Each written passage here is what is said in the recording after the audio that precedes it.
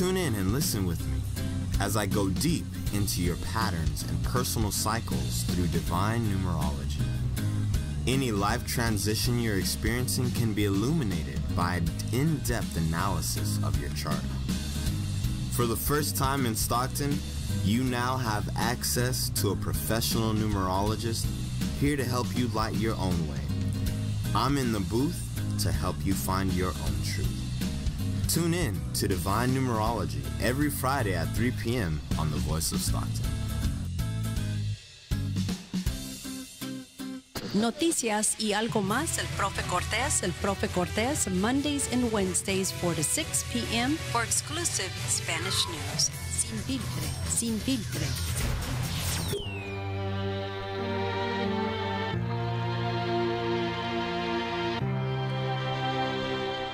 And of course, you are listening to the new Voice of San Joaquin. I almost said it, Stockton, but it's no longer Stockton. It is now, of course, the Voice of San Joaquin. So here you go.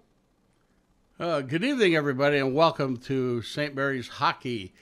Today is January 17th, 2019. We're down to a guest host tonight because the team is, as we speak, heading to San Francisco to fly out and play this weekend in Detroit, Michigan. Wow. So they're off on an adventure. So that's why we have our guest host tonight, filling in my dear friend Lion Roy Morales. Hi, Roy. Hi, Roy. Good to be here. Always Yep. good to be here. So Welcome. we're gonna talk about last week's games here in San Jose. Bring up the stuff on what's going on around the team. What they're doing, where they're headed, who they're going to play there. We got a big announcement. It's not hockey related, but Roy will fill you in on that in a little bit. It's great news for Stockton, though. That's what it's all about. So let's get started with the boys. Just got done playing Saturday and Sunday in San Jose. They played Jay Serra, who's a powerhouse in the Anaheim Duck League. That's basically the Ducks, and the Jay Serra was what that league was built around, and also Santa Margarita.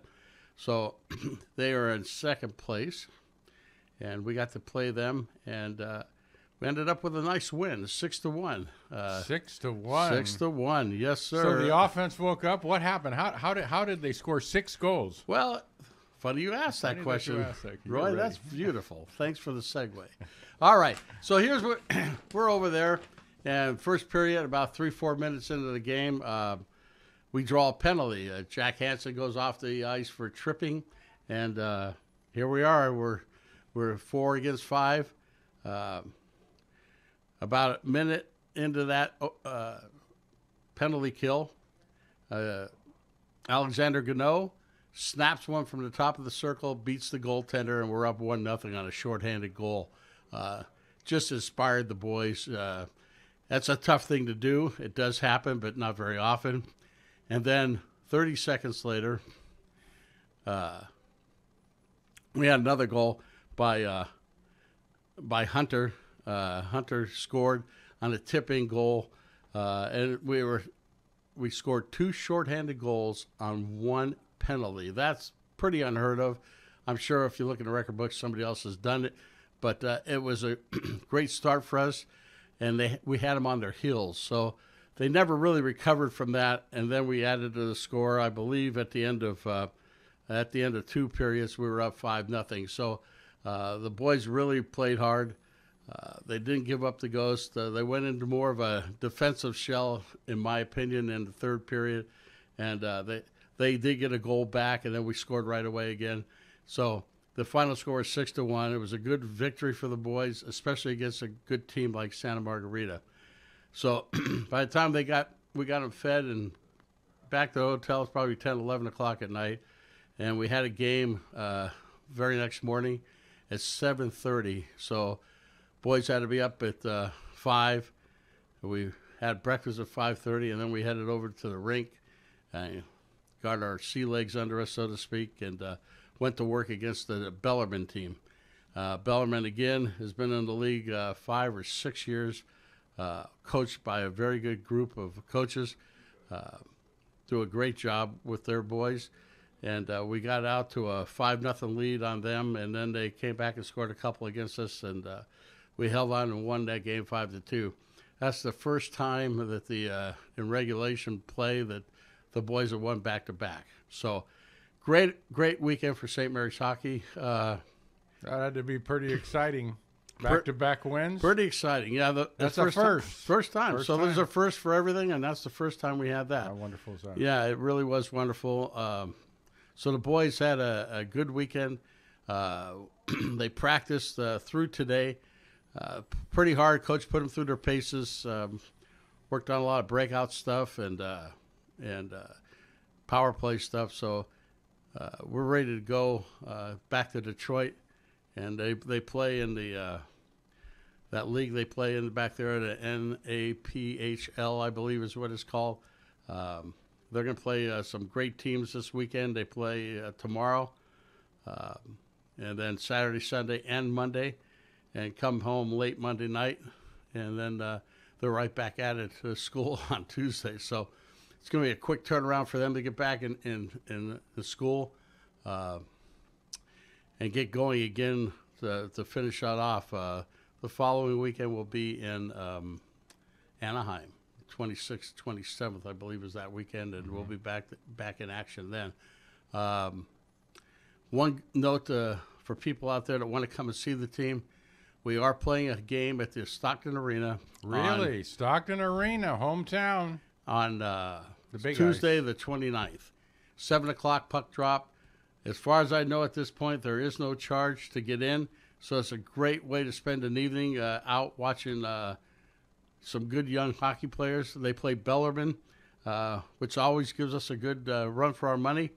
So the boys are looking forward to playing there in front of the home crowd, so hopefully we get some folks out there to watch that game and be part of our hockey.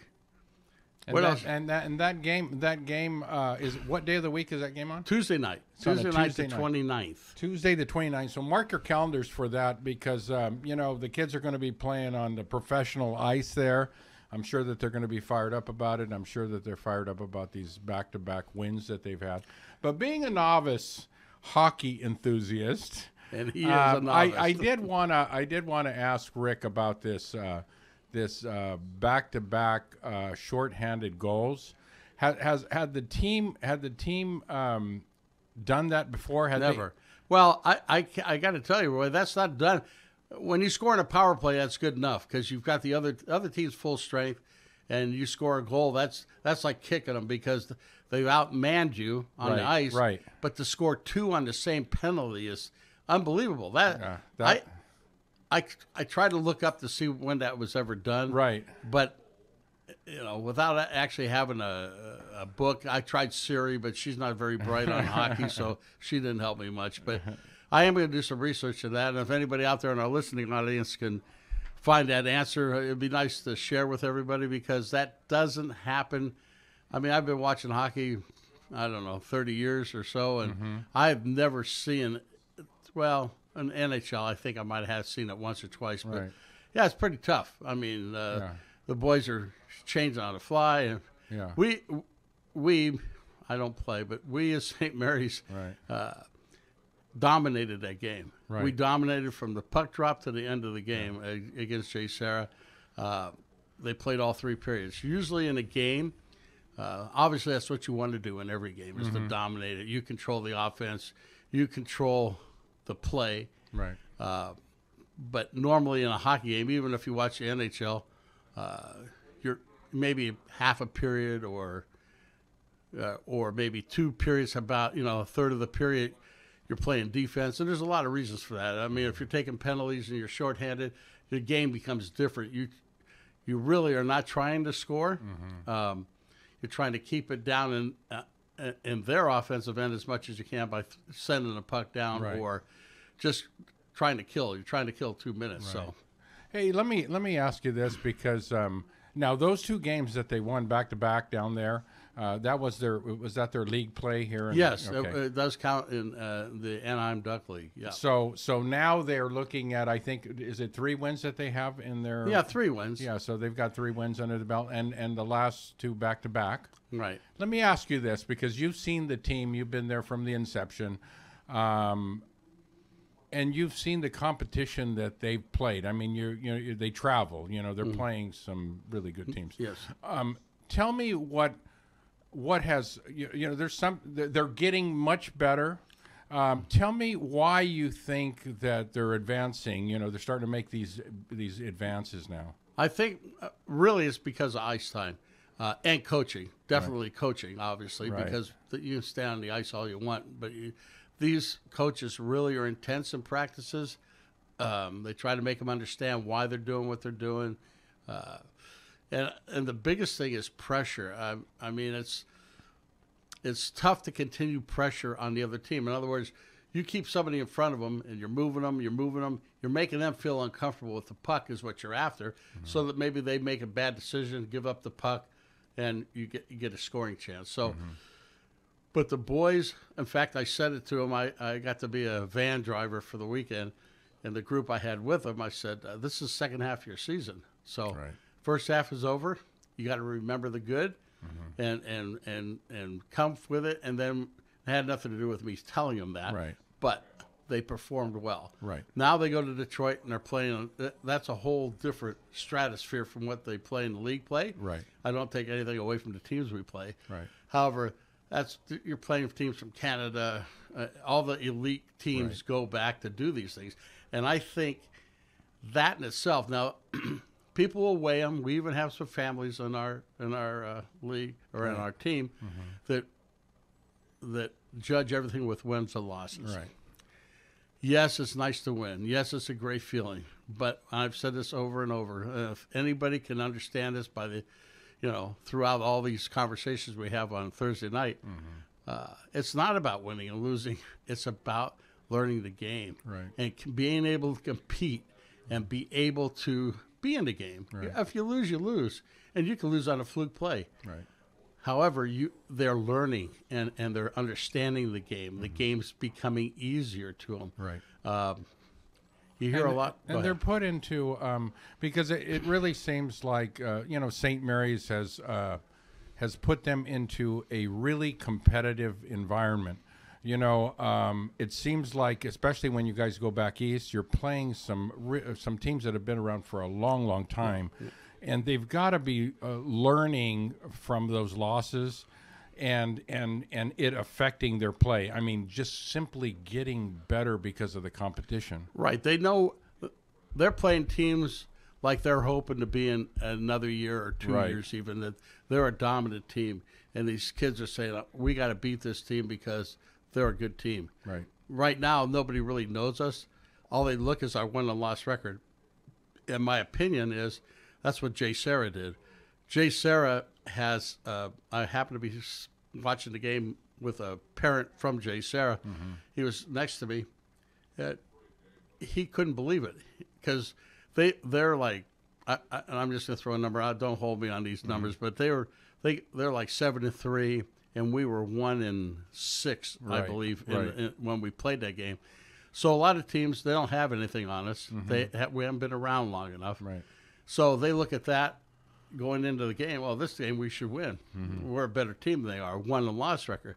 So sometimes that works against you. And the boys know they have to work hard. They have to. They can't take a shift off. Right. They got to go out there and bust their rear ends. Let me ask you this. The other teams that you play in the league here in California, okay, do they face the same kind of competition like you guys are facing, because you guys are going a long way to travel to play against some really, elite teams.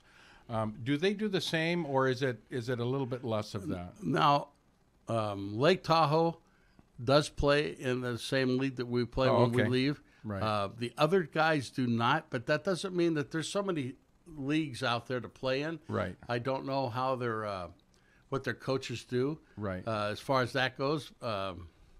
However, some of these teams have made a name for themselves that as a kid, especially if you're in Southern California, you have Jay Serra. They're out of San Capistrano by Right. just for knowledge of that. Santa Margarita. A lot of ex NHLers are around down in that Southern California. Right. Tim Mussolini's kid played for Santa Margarita. He doesn't play this year. He graduated last year. Right. However, there's some good competition here. Yeah. But Coach Eisler, I'm speaking for him, but I don't Right. think he'd disagree with me. What he does is he takes a team and he takes them into places unknown to them Right. to show them competition. Now, Jay Serra happened to have 8 seniors on their team. Really? We have 2. Wow. So that means that those guys have been in this league for 4 years, and they're big boys. They're all big. We're Yeah. a small team, young team, and a short bench, which means you can carry 20, and we have 15. So 15 players. Yeah. yeah, and then due to injury, we're down to 14. Right. We have Max Clark, who hasn't played with us all year. He's rehabbing right now, so there's a slim chance, very slim probably, that he'll maybe play one game.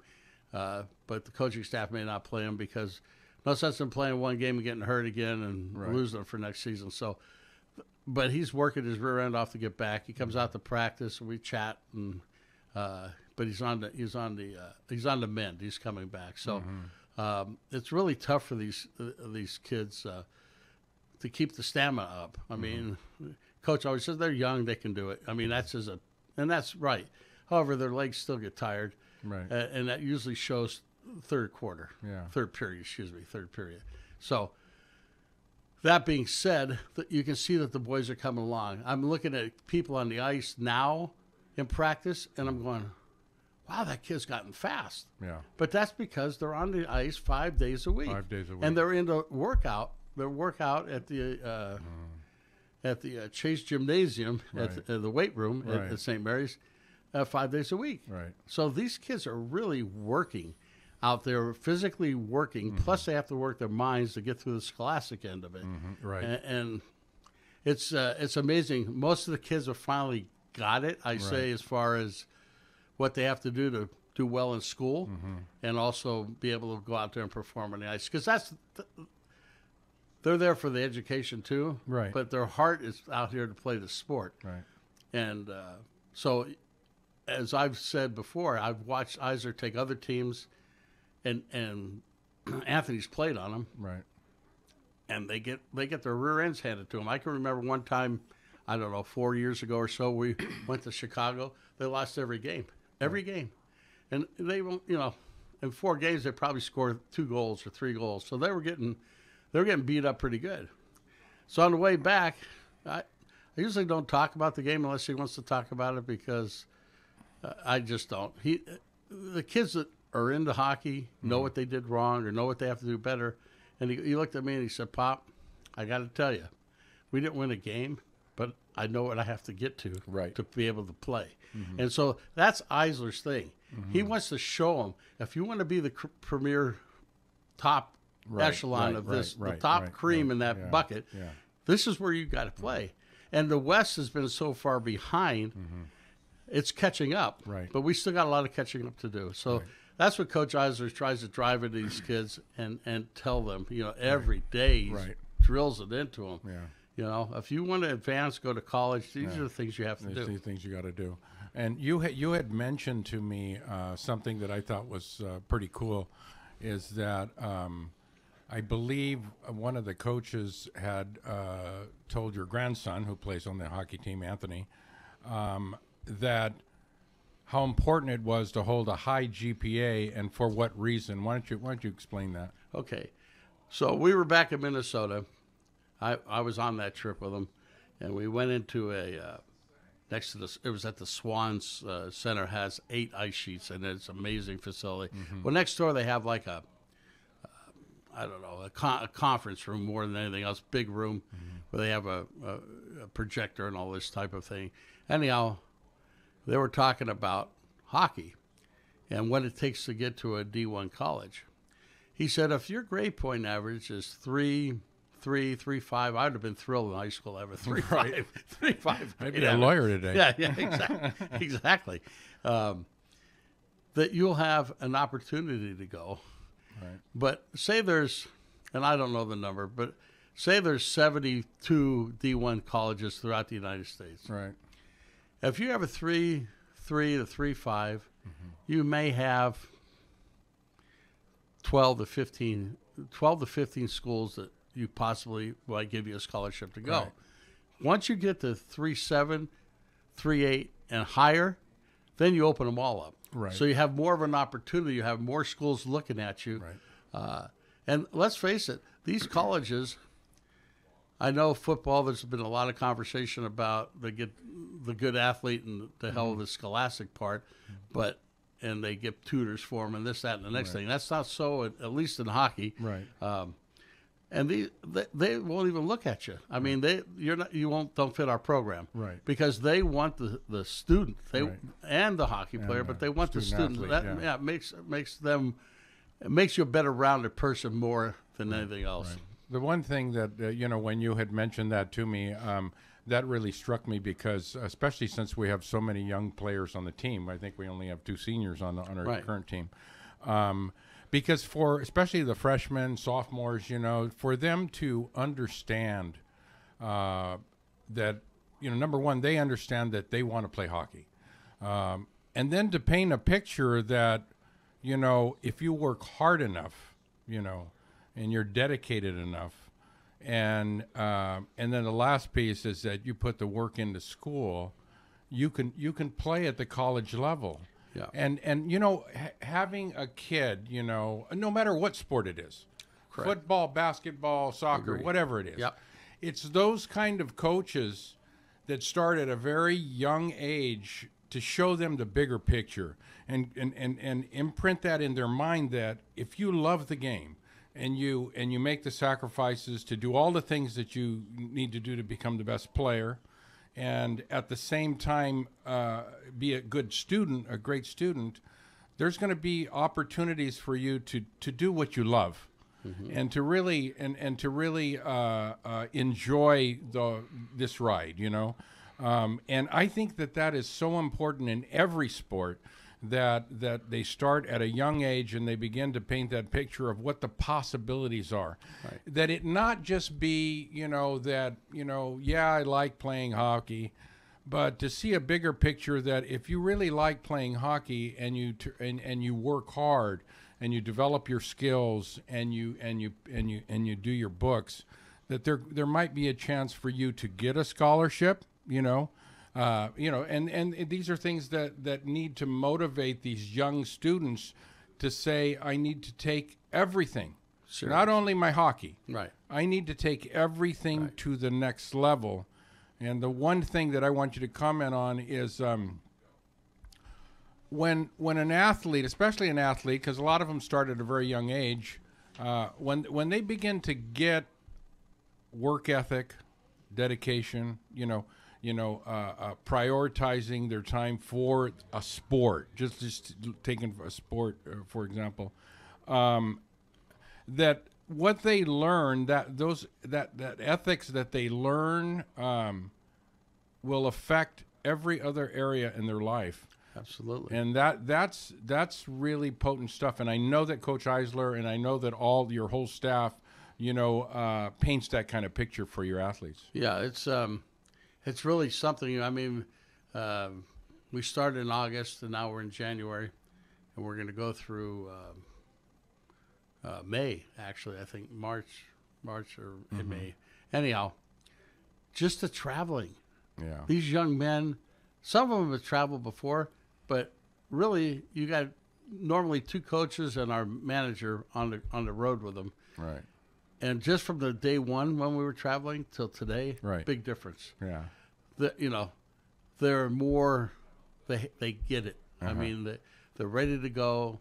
Yeah. We don't fool around. Coach says we're taking off in a van at 2:30. You better be there Right. before 2:30, or you're not going to go with us anyhow. Yeah. And so and their maturity level being on the road, because you don't have their mom and dad or whoever follows them around and says, "Oh, hey, did you get this? Or did you get that? Oh, did you look at everything before you packed?" And so we had some kids leave some stuff over the truck, but now they're pretty good. I mean, they're still. I think we lose sight that they're 14, 15. Right. By 18, you better know it. We don't have many of those kids. We got Alex Gano and Jed Banana and on the team, but everybody else is junior and down. But the traveling these kids do, I mean, they've been a lot of places already, and they got more to go. But the coaches even realize that. I mean, the good thing that the coaches do is when we do check into a hotel, after we have dinner, all the phones are picked up. They don't have phones. So they tell them to go say goodbye or good night to whoever you got to say good night to. Then your phones are turned in so that they're not up playing on the phone and this and that. They're trying to get good rest. The meals provided are not junk. They're designed for an athlete to get carbs and their nutrition. And the kids are getting it. Just like you said, they're getting the time frame down. St. Mary's to me is like I don't even want to say a junior college, but that type of atmosphere. Got atmosphere like that, yes. So these kids, way back when you and I went to high school, in fact, you went to St. Mary's, but so it may have been different. But I'm a product of St. Mary's. they had clay boards and chisels that's when right, I went to school. But we went to the same classes every day. First period was first period, sixth all the way to seventh period. Lunch was fourth or fifth. And that's what we did. Every day we had the same class. Well, at St. Mary's, they don't. They have like first, second, and third on a Monday, and then they have 5, 6, and 7 on Tuesday, and back on Wednesday, and so on and so forth. So I know when they're getting homework assignments, they're thinking, well, I don't have that class till not tomorrow. I got it the next day, so I got time. Well, then they didn't figure out all the ice time and all the wait time that they have to do. And so some of them weren't turning in assignments and this and that and getting some questionable grades. But I think now that they've been through a half a semester, I guess, they're ready to go. So even the coaches once a month or twice a month, they get a grade point average on these boys. And when they come in, he tells them 3.2, 2.8. Really? Oh, he tells them. So they know, hey, somebody's watching. Just change their names to their grade point average. 2.8, get over here. Yeah, right. Right, exactly. So we have one parent out there, Hunter Hayes. His parents are relentless on him. If he's not a 4.0 student, he's not playing hockey. I mean, we have, and that's a good thing. I'm not putting you down, Mr. and Mrs. Hayes. I'm actually lifting you up. Yeah, exactly. So it comes from the home, first of all. And I'm going to get away from the sports aspect. I think that's what's wrong. I don't want to get on a political thing here, but that's what's wrong with society today. Both parents work. The kids got to figure it out. I was fortunate. I had my mother at home. And she didn't do too good a job. So not here now, but we had a little structure. A lot of these kids don't have structure. Well, hockey or any sport, I'm not just saying hockey, but any sport gives you some sort of structure. So that you can, and like you just said, I'm repeating, it gives them a purpose in life. That they can maintain themselves. I cook okay, so my grandson's asking me how to do this and cook that. So he's to that point now. He's almost 15. I don't even know where the time went. I mean, if he started at 5, he's been playing hockey for 10 years. I mean, it's unbelievable. But getting back to the hockey thing, the team is doing very well. They're gonna. Who knows what they're gonna do when they go back to Detroit? I don't know that. They're gonna play some really great teams. Really great teams. The speed's quick. And the boys are big. I mean, most of these teams have. Most of these clubs, schools, whatever you want to call them, have 2 or 3 teams. So we're playing their top teams. We could get away with playing the juniors, but it doesn't give the kids the exposure that we want to put the school in shape to compete in down the road. Next year is going to be a fun year. I mean, I don't want to get out of this year because we got a lot of it left. But next year we have 11 kids that have signed paperwork to come to St. Mary's Right. for St. Mary's Right. and the hockey. Right. So what do you do? I mean, you can have a lot of kids on the practice team, Right. but only 20 can be rostered to Right. play in games. So Just going to get a little bit more competitive. a little more competitive, which is a good thing. Yeah. And, you know, it opens up. We talked about it, I think, when Coach was on the last show, that at some point we'll have enough for 2 teams. I don't think Yeah. it's going to be this next year. Right. But maybe by the following Building, year, yeah, building. the kids that are good hockey players, but Right. they're not to the caliber that we want them to be at yet, Right. we'll have I'll call it a JV for lack of different term, Right. a JV team Yes. where they'll have the same exact training as the varsity team. Yeah. And so they will get there. Right. That's something for them. Hey, I want to be on that varsity team. Give them drive to get through it. Right. So there's a lot of things happening, a lot of good things happening. One of the things that I really like, especially since it's the inaugural season, we only have 2 seniors, you know. But you know what? The leaders, you know, on your team, and, you know, those are the ones that, you know, have stepped up a little bit up and above and showed some leadership on the team. You know, to a freshman that's playing with a senior and one that is a leader. I mean, the invaluable amount of knowledge and watching the work ethic. You know, they always say he's a great guy in the clubhouse. Yeah, great You guy know what I in the mean? locker room. You got do you have a few great guys in the clubhouse that kind of lead, you know, or kind of taking a position of leadership and showing the others? Our captain, Ethan Saldana, he is a quiet leader. Right. He's not a vocal leader. Right. He's not a raw guy. Right. But he's good in the locker room. Right. He handles certain situations that come up because boys are boys. Right. And he's had to handle a few situations in there, and I think he's done a real good job. You don't have to be a vocal leader to be a good leader, and I think he's one of those guys. And I think the kids are starting to understand that. That they don't have to be chaotic. It doesn't have to be romper room once the doors are in the locker room, right? Right. That we're playing grab. Right. Yeah, because they're kids. Yeah, they're kids. They want to horse around. Right. But when it comes down to let's get serious, they finally get that now. Yeah. So let's, you know, at game day, it's funny because you hear the talk of, especially the pros, they come in, they got a game face. Either you can't talk to this guy until the game starts and that type of thing. And we got a few kids like that they're focusing on what they got to do to get to win their battles. Yes. Coach gets them pretty prepared.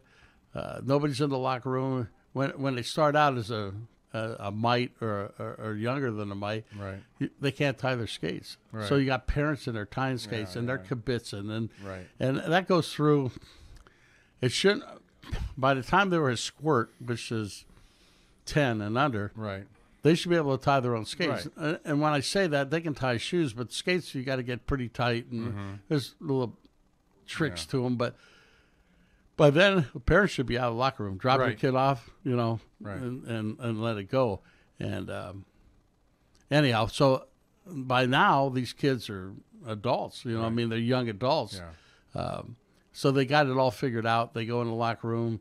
I'm sure there's a little kibitzing in there, but it's small stuff. They're not, you know, jumping through hoops, and they're being more serious and, you know, trying to get ready for the game. Well, they're going to have you because you want, you know what, and they always say this, like the championship teams always, they're having fun. Oh, yeah. I mean, there's a sense of using your skills and enjoying the game, you know what I mean? And once they have the skills and they begin to really feel the love for the game and just go out there and play, you know. Yeah. I mean, and the friendships that you make along the way. Yes. Like I said, he's been skating for 10 years, probably playing hockey for 9. right. Because you got to learn to skate, right? You got to start there. But the friends he's made, he's played with, played against. He's going down to a competition next weekend, not this weekend, next weekend. For it's called Select Program, which is all stars of each age bracket. Right. He's going down with a couple kids that he played with on the Blazer team, which is a spring team that Coach Eisler does. Right. And he doesn't know if he's playing with them or not, but they made it from NorCal. There were 9 or 10 forwards come in, Right. and 1 defenseman. And like I said, we've all played, so the parents, we're going to have a kind of a reunion down there. Right. And it's really fun to watch, because even when they play against each other down there, after the game, they're buddies, you know what I mean? It's like, we're going to war right now, folks, so I'm not your buddy. I'm out here to beat you, or play hard against you, and hopefully our team wins. But after it's over, and then we move on. Right. And it's a small community. I mean, people I dealt with 10 years ago, I'm still seeing around the rinks, and they come up. We all very cordial to each other, even though our kids went different paths. And it's a fun group of people to be around.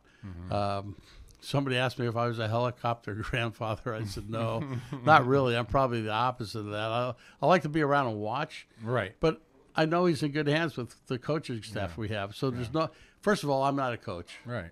And I'm going to go off on a little bit of a thing here. No, go ahead, go.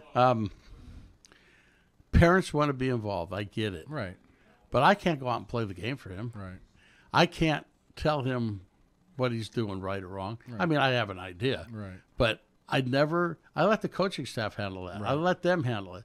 I'm going to say this, and people have been around me for years. I've heard the same song and dance that I'm going to tell you. There's 2 ways of talking to a coach, right? So you're upset your kid's on the 3rd line instead of the 1st line, or he's not getting what you consider enough playing time, or that type of thing.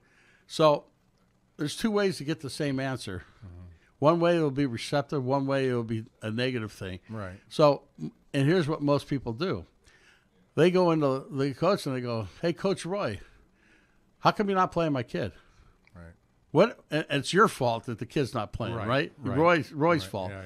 Instead of saying, Coach Roy, what can I do to get my kid better so he can get more playing time? Same answer is going to come out, but you're not defensive now to answer that question like, he can't skate. Right. He's slow. Yeah. He's afraid. Whatever it might be. Right.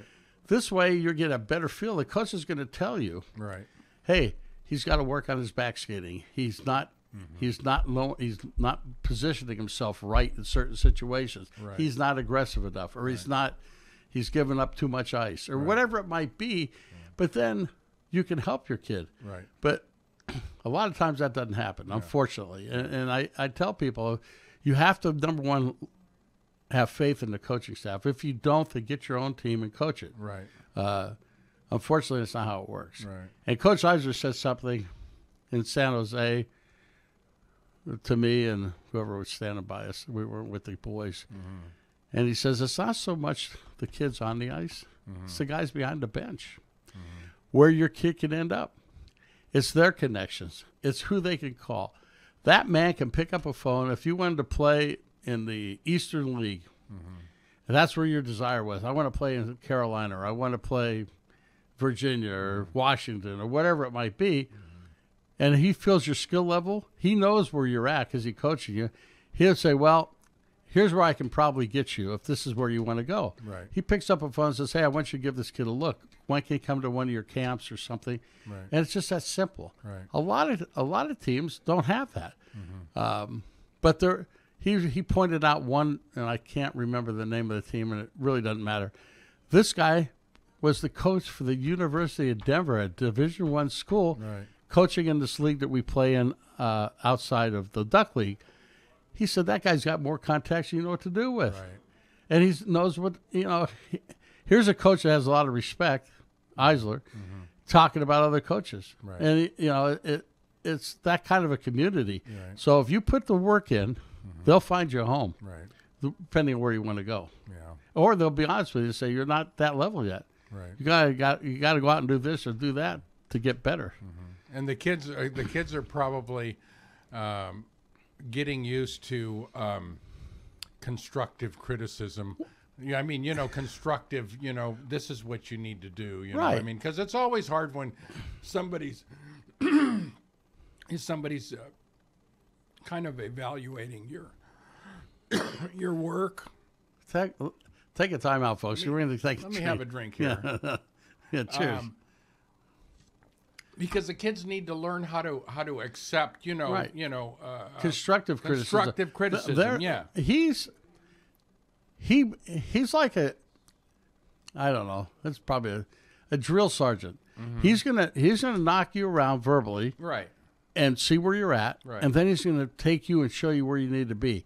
But he has to have your full attention, and that's the tough part. A lot of he's really good. Right now, he's got everybody where he wants them to be. Right. Does he bark at him once in a while? Yeah, he barks at him, right. but not like it was at the beginning. Right. But he had to have control. Right. And that's the thing. You, as a hockey player, you got to believe in who you're playing for, number one. Right. Once you have that figured out, that Right. this guy's doing everything he can to make me better Right. and get me where my goal is, Right. then you got to listen to the guy. Exactly. And are you going to get hammered? Yeah, you're going to get hammered. No. We work at Chase Chevrolet, you and I. Yeah. Do we get hammered once in a while? Every day. Well, you deserve it. I don't. But, He doesn't. I do. but anyhow, but Yeah, you need no. to be put in line, put in Right. check, Right. and I think that's an okay thing, Yeah.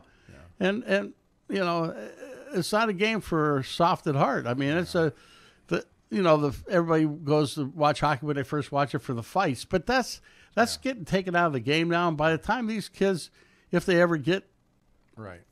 into the professional ranks, that'll probably all be gone. So it's all skill based. it's You know all what I mean? skill, yeah. Are there going to be some? Yeah, there's going to be some of it, Right. but that's just part of the game. You're banging around on ice and chirping. It's Yeah. not, but it's not like football. They chirp for no reason. You know what I mean? So I ask them a lot of times after the game, was there a lot of chirping? Oh yeah, or whatever. But but that's just part of the game. I don't think that'll ever come out of it. It's just the violence.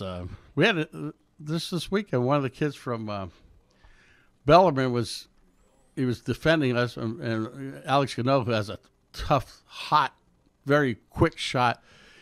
He was standing in front of the tender, and he got one in the side of the neck. And this guy, he had to be 6'3" or 4. He dropped like he was shot out of the sky. And he laid there for a few minutes. His coach came out, and he got up and came off. Right. He was out for the next shift. Right. These kids are out there warriors, you know what I mean? Right. They don't go out for little nicks, so they want to play. Right. Concussion's a big thing now, Right. and it should be. I'm not saying it's not, Yeah. but there's so much concussion protocol. Right. So the kids are leery to tell you, but you can tell. You've been Right. around a kid long enough, you can tell Right. something's not right. Usually they're slow to react. They're slow to, Yeah. and then you got to get them out of the game, you know, Right. and let them. And it takes them, I don't know, a week maybe to get back to be able to come back and play again. Yeah. So, anyhow, it's a good time at St. Mary's. That's right. Yeah. It is a great time. Great time. If you haven't been out to watch St. Mary's ice hockey, you'll have to come out and watch a game, a home game at least, over at Oak Park Ice Arena. Or at the arena. We're coming up in The arena. That's 29th. Right. The 29th. Come out and watch them play Bellarmine. I think if you come out and watch that game and then listen to us talk, you'll make a lot more sense if it doesn't.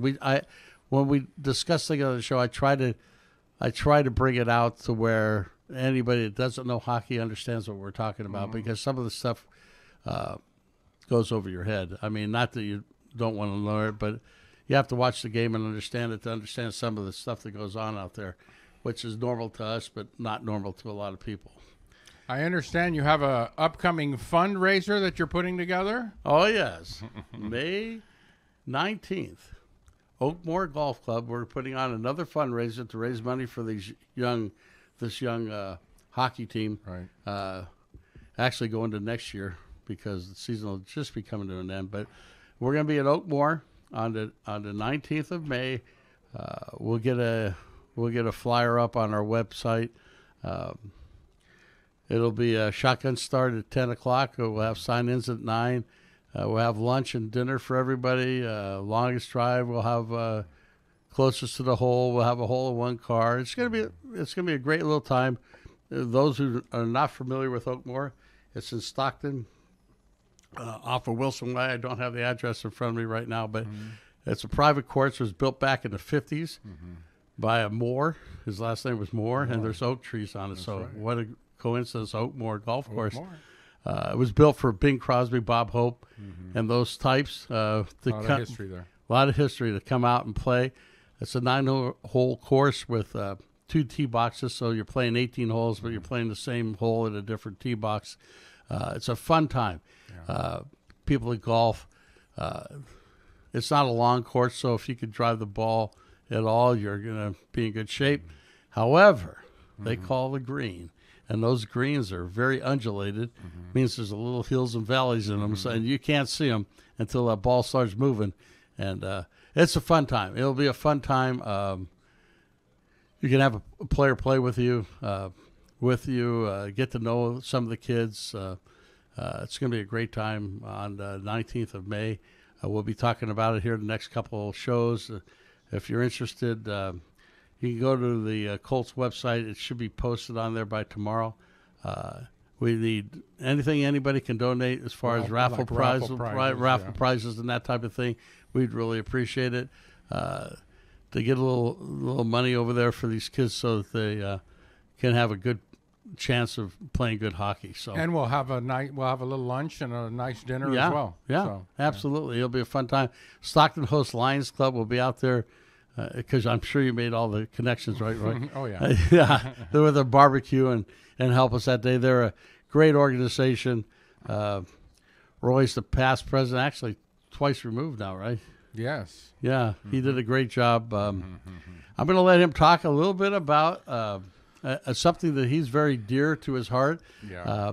It's been around for several years. He'll go into all that with you, but it's an event that he got to come back to Stockton. It was at Stockton for many years at UOP. UOP obviously doesn't have a football field any longer. It's for high school football, which is in this area. It got moved to Tracy, was there for quite a while. But Roy was a catalyst to getting it back here in Stockton. One of them. No, he was the main one. I'm sure he had people supporting him like he always does. Yeah. But go ahead and tell everybody about what's coming up June 15th. I will be the master of ceremonies for the That's right. You will be the master of ceremonies for a halftime show. For a halftime show, yeah. We'll have to put you on the mic because you're just so. Oh, I'm very good with the mic. I'm going to drop it. Anyway, one of the things that I do have to say is both Rick and I are members of the Stockton Host Lions Club, where of course the Lions Club is a service-based organization. Actually, it's the oldest the largest service-based organization. Almost 100 years old, right? In the world. Actually, we just turned 100 within the last year. Yeah. So our organization, Lions International, is over 100 years old. We just celebrated that. Our local club, the Stockton Host Lions Club, which we belong to, will be celebrating our 100 years of service in the community here in Stockton in 2020. That'll be our. We were actually established in 1920, so in 2020 we'll be celebrating our. Let's do the math. Yeah, you're right. It's 100. That's pretty good, huh? So anyway, I got involved with the Lions about 5 years ago. I was able to serve as past president, like Rick had said, and that year really changed a lot of things for me because it gave me an opportunity to lead. And a lot of times we don't get an opportunity to lead. It just doesn't happen. I was able to lead our club, and it was just an amazing experience. And I was able to lead them in the area of service, in the community. And so it's just been a great ride. A couple of years ago, I got involved. Actually, about 3 years ago, I started getting involved with one of our district Lions projects. We are members. Our club is one of the members of the District 4A Lions clubs, and which encompasses 8 counties. Now, one of our projects, which we've been doing for the last 45 years, is our Lions All-Star football game. This Lions All-Star football game, our very first game was played in 1974. There was 27 players selected from the northern counties of our 8-county district, and 27 players selected from the southern counties. These players were all seniors in high school. They were the best football players selected throughout those 8 counties. And that day, our very first game in 1974 was played at the University of Pacific. That game, I believe, the South won. The South won that game 14-13. It was a hard-fought battle. We had 8,000 fans. Wow. We had 8,000 fans at the very first game, and that was pretty amazing. We were able to, it's a district project, we were able to raise funds for our district projects and be able to distribute that money to our clubs so that they could do service projects in their various communities. That's how it started off. Started off with a bang. We've been doing it. Last year was our 45th, which was played in Tracy. Now we are approaching our 46th annual Lions All-Star football game. This is more than a football game. It's really about it's really an experience. It's a football experience. We talked a lot about today about the experience that the hockey players, going through their routines, the things that they learn. This is a really, really unique experience for these outstanding student athlete football players that have dedicated hours and years to get to this level. The first thing that I want to say is that the game was played in Stockton the entire time up until 2010 was the last game that was played in Stockton. It had always been played at UOP. At that time, UOP made a decision to drop football and actually demolish the football stadium. So, at that time, the Lions, which I wasn't involved in the community at that time, but at that time they had to make a decision as far as where they would take the venue. They took the venue to down south. They took it to Modesto JC first. And they tried it there for, I think, 1 or 2 years. And then they went to Merced Junior College, tried that for a couple of years. And then they ended up, they just didn't get the results that they were looking for as far as attendance and support. So they ended up taking it to Tracy. We have some great clubs, great Lions clubs all over in our 8-county district. But Tracy was the one to really step up and really kind of save the game for us.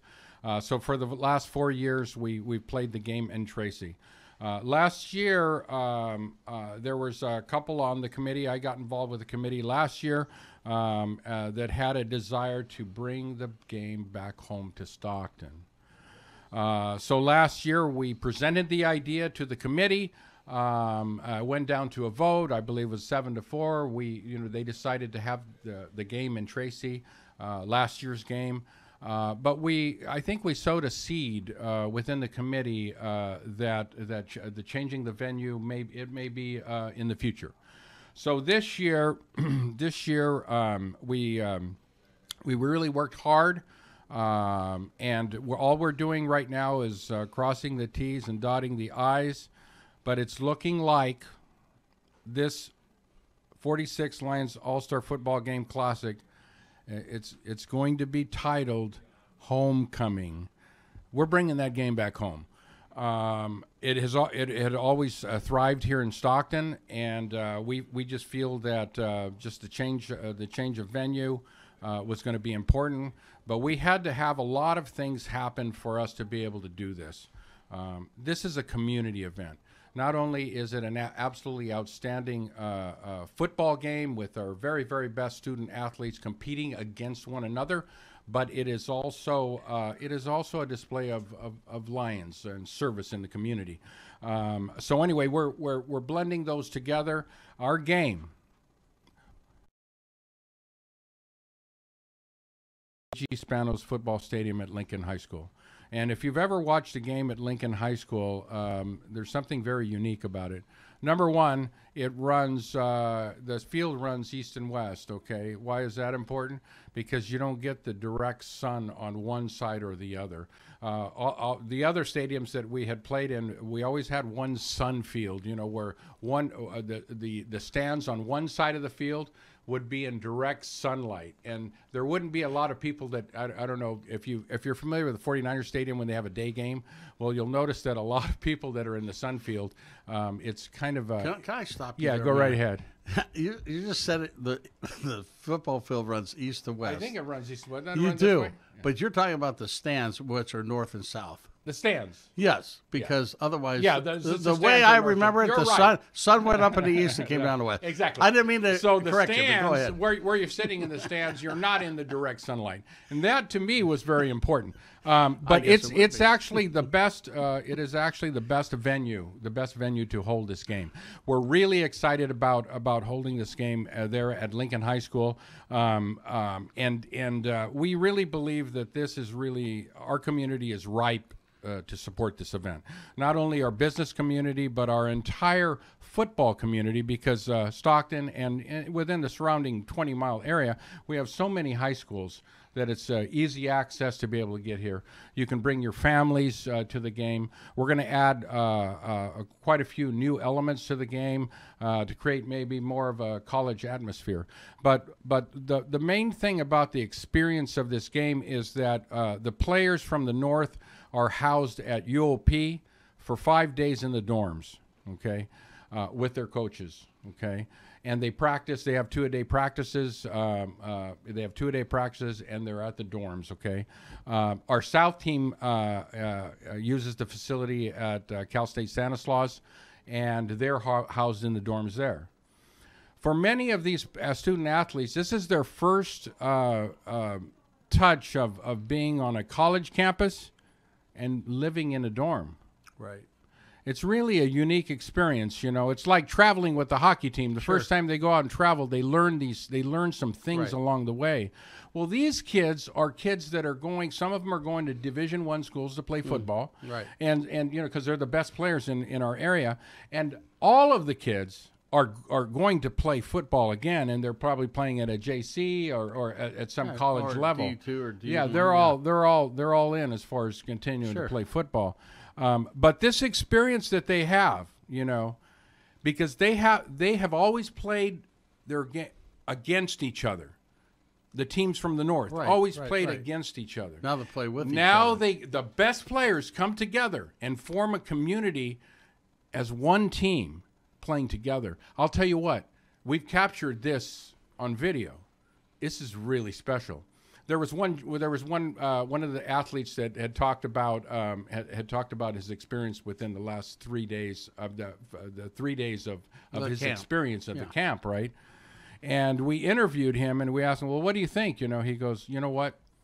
This experience of being with these guys, the best athletes, you know, the guys that I used to play against. This experience has in 3 days, I gelled more with this team in 3 days than I gelled with the team that I played for 4 years in high school. Right. And it's because they had something in common. They were all absolutely outstanding athletes, right? And they came together to form a team. And so the experience that the Lions football game is absolutely awesome for these players, and they will tell you that. Anyone, you know, it's amazing how many NFL players came out of this, playing in an all-star football game. It's amazing if you look at it. A lot in this area, a lot of successful business people, a lot of successful, success in all areas of business, dentists, doctors, all that. It's that thing, that hard work. It's that dedication. It's that stuff that they learned on the football field, like they learn on the ice rink. Right. It's the same principles that they learn that they can use in school, in life, and in life. In life. And so, this game is a game that is worth investing in. And so we have the right venue, and we have this is the right time to make this all happen. And it's going to be a great community event, and I know the community is going to get behind this, and they're going to absolutely have an absolutely awesome time at the game, and the players are going to appreciate, the community coming out and supporting this game, because we're going to hit a home run on this game, Stockton, and I need everyone out there to know about this, and just know this: when you see Homecoming 2019. That's the Lions All-Star football game that is coming back home, and we want you there. Wow. Now you know why he's coming back. This is the same filibuster he did last night at the board meeting. And good for you, Roy. You have a lot of passion. I know Stockton appreciates you. And you know what? It's all about the youth, man. It is. I mean, you know what you're doing is all about the youth. Absolutely. And what we're That's doing the with future the Lions, of it's the future. America. It's the future of the Lions too. Yeah, of course. You know. I appreciate all the hard work you do in the community. I know it's easy. We rib you all day at work about it, but we know you're out there doing good things, and the community has responded. Yes. I don't know why. No, I do know why. It's because of your hard work. If it's something good, they'll get behind it. Yeah, Believe me. absolutely. So, getting back to the hockey, we want to appreciate. First of all, I want to appreciate you coming out tonight. Oh, yeah. Short notice, but he and I will be together, bonded for life. Exactly. I mean, this guy. I support him. He supports me, right. And together, hopefully, we make a difference here in Stockton, California. Just prayers tonight for the boys. They're on a long flight. Long flight. Long flight. I mean, I'm kind of glad I didn't go because those flights kicked me pretty hard. Yeah. I mean, but they're young and they're youthful, and I hope them will have a lot of success in Detroit this weekend. Okay, let's review a couple things. Golf tournament, May 19th. Lions All-Star game, homecoming on June 15th. It's Saturday night, June 15th, A.G. Spanos football stadium at Lincoln High School. And Lincoln has rolled out the red carpet for us. Thank you, Lincoln High. Holy buckets, man. We're going to have fun. Anyhow. Holy buckets, man. Anyhow. I'm excited. We're about ready, Betty? Whenever you are. Okay. Miss Betty was very gracious. Thank you, Betty. Dustin You're very welcome. took a powder tonight, but we got better. Dustin, you may be gone forever. We're going to take Betty, and you can go out and do your K-Joy stuff or whatever it is that you're doing. But no, we appreciate everybody here at the Voice of San Joaquin. That's I'm right. liking that. We got that. That's fantastic. We got that down. Man. Got it down. The Voice. I We love got to get a new banner in here, Betty. Got to get a new banner. There you Voice go. of Yes, San we're going to Joaquin. have to update everything. I'm going to cross it out and just write even San our Joaquin in flyers. there. But I appreciate everybody that listens to our show. Yes. Unbelievable numbers. The last show, last count I looked at was about 2018 views. 2,000 Unbelievable. views. It's just, yeah, it's more. And I'm going it's to put you certainly in not for a raise. Yeah, they're going to double my pay right now. They're going to double it. But the one denominator is 0, so I don't know how that works exactly. But anyhow, please come out and support both events. The St. Mary's is going to be around for a long time, 5-6 years down the road. Hopefully, I'll still be doing this show, getting paid for it. No, I'm only kidding. I do this because I love what I'm doing. Yes, you do.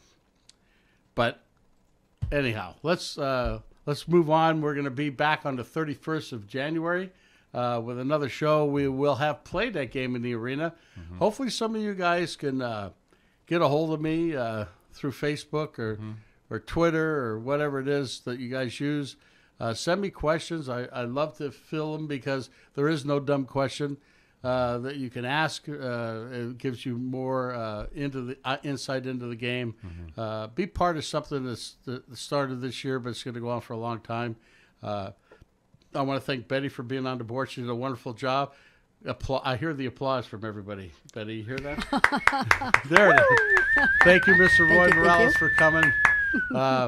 We'll meet again on the 31st. And the last thing is dreams, folks. It's all about your dreams and stay after them. So my sign off as normal is keep your skates on the ice and reach for the stars. Good night, everybody. Night. Lions roar. Noticias y algo más. El Profe Cortés, Mondays and Wednesdays, 4 to 6 p.m. for exclusive Spanish news. Sin filtre.